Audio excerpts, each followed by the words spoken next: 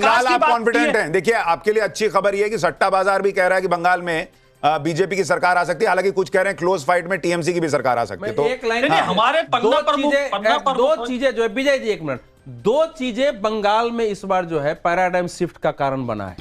एक एसआईआर के कारण जो है, देखिए पर सीट 28,055 वोट कटे हैं। हाँ, तो वो सिर्फ टीएमसी के थोड़े कटे होंगे। नहीं, सुनिए, टीएमसी के भी, लेकिन टीएमसी के भी कटे। फर्जी वोटिंग का जो खेल चल रहा था कम्युनिस्टों से लेकर के ना, बोगस वोटिंग का, मरे हुए के नाम पर, बंगाल में टीएमसी के अलावा कोई फर्जी वोटिंग इतनी करने की हैसियत नहीं रखता था। और दूसरा, जो सुरक्षा की अभूतपूर्व व्यवस्था हुई है, दो चीजों ने बहुत जब कहेंगे कि ममता बनर्जी फर्जी वोटिंग से जीत जा रही थी, तो लोग ये प्रश्न पूछेंगे कि फिर चुनाव आयोग बहुत बढ़िया चुनाव कराता है, वो क्या, ये लाइन कहां गई फिर? नहीं, चुनाव आयोग फेलियर था। इतना फर्जी वोटिंग हो जाए कि कोई चुनाव जीत जाए उससे, इतना फर्जी वोटिंग हो जाए कि वो सरकार बना ले। अभी अमित जी ने कहा, देखिए पहला चुनाव है 1967 के बाद जो हत्या रही थी, एक हत्या नहीं हुई सर, हिंसा तो आज थोड़ी बहुत हुई है। यही तो बता रहा है कि सुरक्षा का और एसआईआर का कितना बड़ा बात है कि हिंसा कम हुई है। बोलिए जगदीश भाई।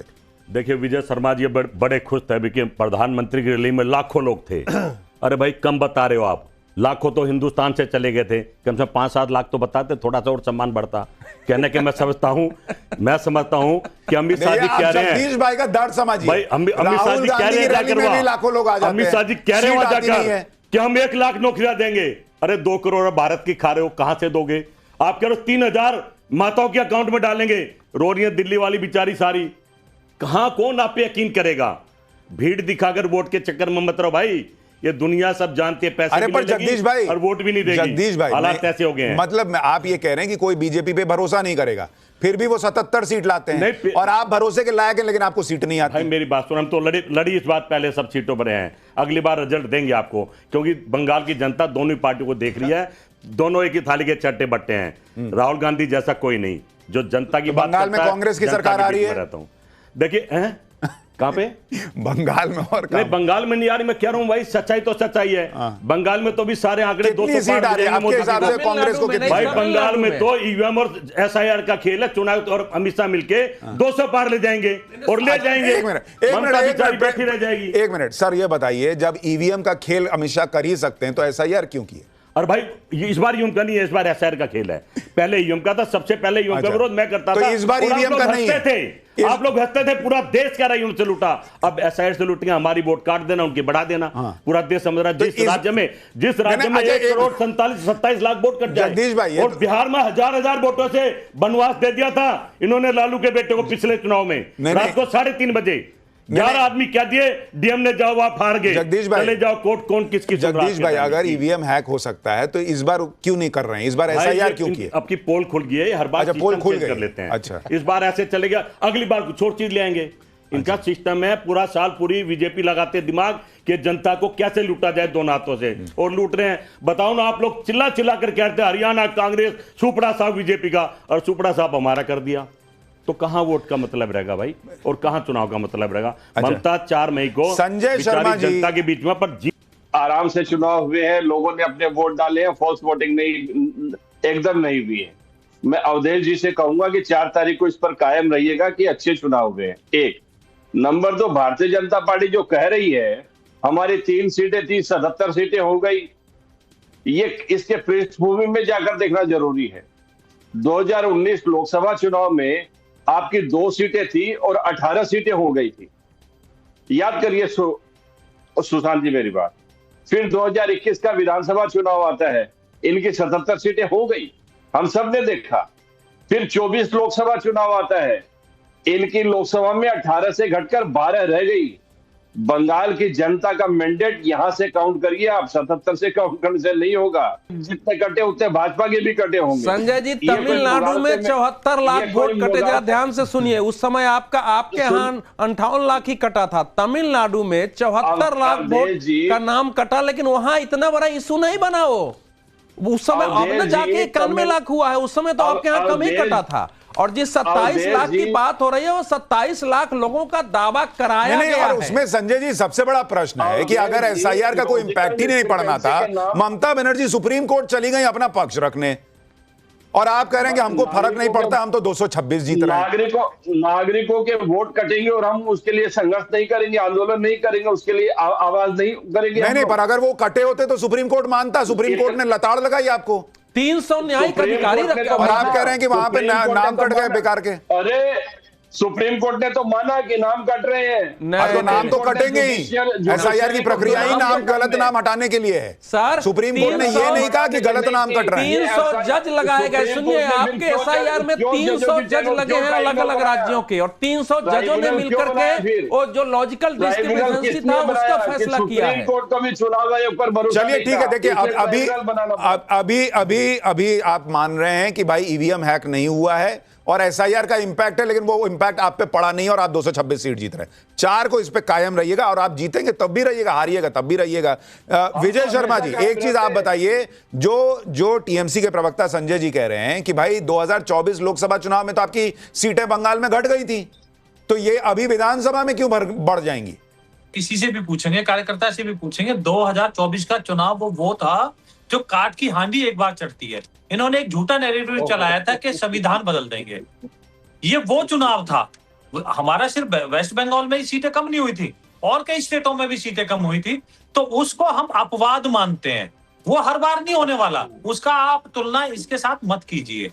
बाकी आप देखेंगे 100% मैं श्योर हूं, जितने हमारे पन्ना प्रमुख, तो वो 100% कमल खिलने जा रहा है, क्योंकि उन्होंने जो भ्रष्टाचार किया है, एक मंत्री के घर से इतने पैसे निकलते हैं कि नोट गिनने वाली मशीनें। अच्छा प्रेम कुमार जी, एक बात बताइए, आप कॉन्फिडेंस के साथ कह रहे हैं कि भाई टीएमसी की वापसी हो रही है, अगर जैसे बीजेपी कह रही है कि क्या क्या चेंज हुआ, इस वजह से इस बार परिणाम बदल जाएंगे, आपके हिसाब से ममता बनर्जी के पक्ष में ऐसा क्या जा रहा है? और कुछ करीब 23 या 27 में भूल रहा हूं, उतनी सीटें ऐसी थी जहां की वो भी चली जाती बीजेपी को, लेकिन वहां लेफ्ट वो चीजें भी हुई। लेकिन लेफ्ट का जो फिर से इमरजेंस है, ये हिंदू वोट में ज्यादा प्रभाव है लेफ्ट का। तो लेफ्ट का इमरजेंस क्यों है आपके हिसाब से? क्योंकि जो टीएमसी है उसके लिए कहा यह जाता है कि टीएमसी में लेफ्ट का पूरा कार्डर शिफ्ट हुआ और वो टीएमसी जो है मजबूत होकर सरकार में आई, तो अब अचानक से लेफ्ट कैसे इमर्ज हुआ, क्या हुआ? ये तो आप जो बात कर रहे हैं वो तो उस समय है जब सत्ता परिवर्तन हुआ। ठीक है, अभी क्या चेंज हुआ? उसके बाद तो लेफ्ट कमजोर हुआ। ठीक है, इसके बाद भी हम कह रहे हैं पिछले चुनाव में 43 सीट्स पर बीजेपी को फायदा हुआ, लेफ्ट के कारण फायदा हुआ। मैं ये पूछ रहा हूं कि बीते 5 साल में लेफ्ट ने ऐसा क्या किया जमीन पर कि वो रिवाइव हो गया? नहीं, इस बार लेफ्ट ने अपने यूथ विंग को खड़ा किया है, कैंडिडेट्स के स्टूडेंट्स विंग को खड़ा किया है, जेन जी को साथ में रखा है। कम से कम 7-8 सीटें तो पक्के तौर पर कांग्रेस जरूर आ रही है। मुझे लगता है कांग्रेस जो है करीब 5-6 सीटें ऐसी है, मौसम नूर के आने की वजह से मालदा की जो मालदा में उसको कुछ फायदा होगा, मुझे लग रहा है वहां सीट होगी। जो कुल मिला के जो अगर आप हुमायूं कबीर को मिला लें, कांग्रेस को मिला लें, इन सब सीटों को अगर मिला लें तो मुझे लगता है 10 से 12 से ज्यादा कहीं इन लोग के पास सीटें नहीं आ रही है। सीधा मुकाबला जो है वो मैक्सिमम जगह नहीं। लेकिन अमित, इसमें देखिए एक चीज और भी इंपॉर्टेंट है कि सिर्फ सीट आ जाना इंपॉर्टेंट नहीं होता है, कई बार आपने कितना वोट काट दिया ये भी बहुत इंपैक्ट डालता है। नहीं काट रहा है, लेफ्ट बहुत ज्यादा वोट काटने की स्थिति में नहीं दिख रही है, मुझे कहीं नहीं दिख रही है। किसी भी जगह पे मुझे नहीं ऐसा कहीं दिखा कि कोई, क्योंकि मैं जो नॉर्थ परगना में और इस पूरा कलकत्ता के आसपास के इलाके में गया था और पहले फेज में मैं नॉर्थ उस तरफ भी गया था, बंगाल तरफ गया था, तो मुझे कहीं से भी ऐसा नहीं दिखा कि कहीं भी कोई सीट पर लेफ्ट वाले मुझे कोई 5 या 10 आदमी मिल जाए। हो सकता है कुछ कोर वोटर मिल जाए तो मिल जाए, लेकिन मुझे नहीं लगता है कि बहुत फुरफुरा शरीफ का कोई इंपैक्ट नहीं। देखिए, मैं इसमें 2 बात क्या है कि पिछली बार लोकसभा चुनाव में ममता का परफॉर्मेंस सारी मुस्लिम सीटों पर वैसा नहीं था जो विधानसभा में था। 40 से 90% की जो 74 सीटें हैं उसमें 54 पर ये केवल आगे थी, जबकि विधानसभा चुनाव में 85 में 75 थी। 11 सीटों पर कांग्रेस आगे थी, 8 सीटों पर बीजेपी आगे थी उसी क्षेत्र में, मालदा, मुर्शिदाबाद और वो जो क्षेत्र है। तो कांग्रेस इस समय केवल वो उसके कारण नहीं, अधीर रंजन चौधरी के कारण भी, जो उनका बहरामपुर का क्षेत्र है, तो मालदा में और दक्षिण दिनाजपुर में और मुर्शिदाबाद में कांग्रेस को 5-6 सीटें पर उसकी बढ़त है, उसमें 3-4-5 सीटें वो जीत सकती है। लेफ्ट का तो मुझे कहीं कोई, मैं भी गया था वहां घूम, कभी मुझे लेफ्ट कहीं दिखा नहीं जैसा ये कह रहे हैं। जो सेकंड बात जो है इस समय, देखिए बंगाल में इस बार सुरक्षा की व्यवस्था ने जबरदस्त काम किया है। मैं बता रहा हूं, भाव रहते हुए भी लोग नहीं निकल रहे थे उस प्रकार से, और वो जो लोग निकले हैं डर में रह के वोट डाले गए। बंगाल में ऐसे कैंडिडेट हम लोगों के परिचित होते थे जो अपने एरिया में नॉमिनेशन के बाद जाते ही नहीं थे, कि उनको जाना ही नहीं है, वोट पड़ जाएगा अपने आप। तो वहां जो अच्छा, मैं 1 सेकंड आपको रोक रहा हूं, बड़ी खबर आपको बता दूं, बस 2 मिनट बाद हम एग्जिट पोल के आंकड़े आपके सामने रखने वाले हैं। 5 राज्यों का एग्जिट पोल, हमारे पास फाइनल नतीजे एग्जिट पोल के आने लगे हैं और बस 2 मिनट के बाद हम पहला आंकड़ा आपके सामने रखने जा रहे हैं, जिसमें आपको तस्वीर दिखेगी कि आखिर जब जनता वोट करके निकली है तो उसने हमें क्या बताया है कि वो क्या सोचकर वोट की है और कहां पर किसका फायदा और किसका नुकसान हो रहा है। बस 2 मिनट, और अब तो बोलते बोलते 2 मिनट से भी कम का समय बचा है जब ये एग्जिट पोल के नतीजे आने शुरू हो जाएंगे। जी सर। मैं एक तमिलनाडु पर एक टिप्पणी है मेरी कि तमिलनाडु में एनडीए ने जबरदस्त टक्कर दी है। मैं आपको बता रहा हूं, आपको वहां का जब रिजल्ट आएगा तो आप देखेंगे कि डीएमके के विरुद्ध जबरदस्त एंटी इनकम्बेंसी थी, क्योंकि जो सनातन को दिन रात गाली देने वाले उदय और उसको बीजेपी। चलिए सर, पहला आंकड़ा हमारे पास आ गया है, एग्जिट पोल के आंकड़े अब हम आपके सामने रखना शुरू कर रहे हैं और पहला राज्य जिसका आंकड़ा हम आपके सामने रखने जा रहे हैं वो है असम। असम में इस बार क्या स्थिति है वो आपको बता दूं। वोट शेयर पहले आपको बताने जा रहा हूं। कुल सीटें असम में 126 हैं। एग्जिट पोल हमारा कह रहा है, जेबीसी एग्जिट पोल, कि एनडीए को ऑलमोस्ट 46.5 से लेकर 48.5% वोट शेयर असम के अंदर मिल सकता है। कांग्रेस गठबंधन को 36.5 से 39.5% और अन्य के खाते में 14 से 15% का वोट शेयर आ सकता है। अभी सीटें आपको थोड़ी देर में बताऊंगा, लेकिन वोट शेयर यह कह रहा है कि एनडीए को वहां पर बहुत बड़ी बढ़त दिख रही है वोट शेयर के मामले में। अगर आप देखेंगे तो 8 से लेकर 10% तक का गैप दिख रहा है कांग्रेस गठबंधन और एनडीए के बीच में। तो ये बहुत स्पष्ट असम के नतीजे आएंगे। ये पहली तस्वीर इसकी दिख रही है। एक छोटा छोटा रिएक्शन सबसे पहले ले लेते हैं वोट शेयर पर, उसके बाद मैं आपको असम की सीटें बताऊंगा। जगदीश भाई, ऑलमोस्ट 48-49% वोट शेयर एनडीए का दिख रहा है। देखिए भाई सुशांत, मैं तो समझ रहा हूं, वो सारी मीडिया कह रही थी कि जो मुख्यमंत्री होता है उसके खिलाफ अगर ज्यादा वोट पड़े तो खिलाफ जाता है। यहाँ तो फेवर में जा रहा है आसाम में, और आप उधर बंगाल में ज्यादा पड़ा, वहां भी उनके खिलाफ बता रहे हो। कंफ्यूजन सा पैदा कर दिया। हम कुछ नहीं बता रहे, आपने आंकड़े बता रहे हैं, लोग बता रहे हैं, चर्चा बता रहे हैं, मीडिया बता रही है।